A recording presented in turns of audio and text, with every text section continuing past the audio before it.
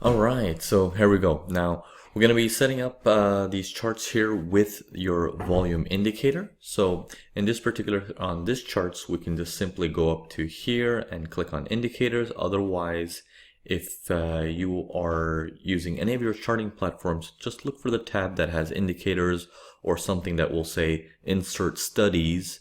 You want to click on anything like that, and then it will give you a list of options. Okay, so let's fire this up. We have a whole bunch of indicators. I'm just going to search for volume, and I want only the standard generic one, okay, which is right here. I'm going to click on that. I've implemented it here, and let's look at the settings of this. Okay, so the volume is set to with the MA length for 20 bars. Okay, so basically this blue line that you're seeing, okay, let me click out of it. This blue line that you're seeing is basically the moving average, and it's set to 20 period. Now, some of you guys are gonna see it like in this format where it looks like, line, yeah, some of you guys might see it like that. Okay, well, you'll have a line just going across of it. And then some of you guys can set up the way I have it. Now, regarding your volume for growing and falling, you can keep it at green and red. Green for going up, red for keeping it going down. That is a personal preference. You can decide to keep it in any way that you can. But for me, I kept the settings at 20. And as far as the moving average, which is it's going to measure the average of the last 20 bars. Now, this is an important thing also, because when we're looking at volume, we want to monitor a few things, okay? We want to monitor how much of a volume increase happens, okay? Whether it's a spike or a collective of the entire area, but we also want to compare it to the average and seeing how big is it? How low is it compared to what the normal is? Okay, so if you're trading, for example, the 60 minutes, then doing the average of 20 to 24 seems to be good, because if you're looking at London today, you can compare it to London markets yesterday, and then you have an idea of, hey, the volume seems to be above average or below average. I just kept it at standard 20. I just visually look myself. Previously, I'm like, okay, how was it over there? How is it over there? And then I have an idea. Okay, we'll get into all the details of it later, but for now, it's just a matter of setting this up.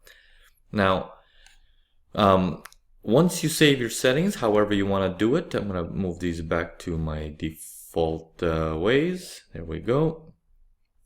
Then you have your chart set up. You want to make sure you do this for all of your charts and all of your time frames that you look at. So generally for us at Urban Forex, when we're dealing with the Mastering Price Action course or the the 4-course bundle, we're generally looking at 2 time frames. So this will apply to both time frames. It needs to be on both time frames with the same settings.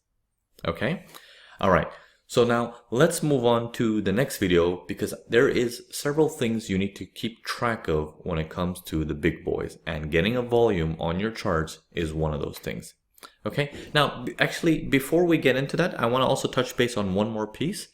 The piece being is, wait a minute, what about volume in Forex? Okay, well, it's easy to see volume in equities. It's easy to see volume in the futures market. You know, cryptocurrencies will have a standard idea for volumes as well. But in the Forex market, due to no central exchange, the volume is not so reliable. Okay, I personally use the charts from FXCM, and I'm using the volumes on that. You can also use, for example, Oanda. Okay, if I click Euro USD here, you can see they have, you know, the ICE platform, Forex.com platform, FXCM platform, and then there's one from Oanda platform. The goal is to find an exchange that is as large as possible. So the idea might be, wait, if there is no central exchange, wouldn't my volume be different from one broker to the next broker? What if the volume is less reliable on another broker? I want you to understand one thing when it comes to the logical way of thinking. When a larger player is dealing with $20 billion plus in a trade, okay, just imagine that scenario. I'm not saying this is what happened. Imagine that scenario. If he needs to sell it off to the opposite party, let's say he's a buyer and now he needs to sell it off, okay, that $20 billion, one broker might not be able to support him with that much capital, okay? So he will reach out there as a bidding, as an auction market, and saying, I have $20 billion that I need to get of.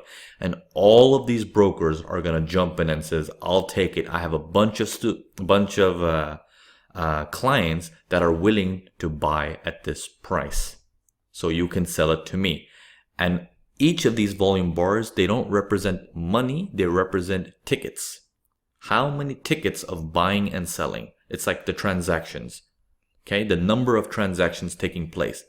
The more transactions are taking place, the more of an idea of, hey, there's a lot of activity going on here. There's a lot of exchange of business happening here, okay? So you want to understand it to that level, that even if you're using a different broker and the volume might be slightly different, it won't be much of a difference, because when the larger player needs to offset his trade, it will take from the entire market, okay? Unless, we're dealing with a broker that's not so, well-known name brand, or not big enough, and he's just a bucket shop broker. That's just like, if you hit a buy button, the trade never goes onto the market, man. That's not good. Okay, so we gotta be careful of that. But most larger brokers won't have an issue. So again, if you want to know what I'm using on TradingView, I use the FXCM charts. Okay, so yes, let's move on to the next video.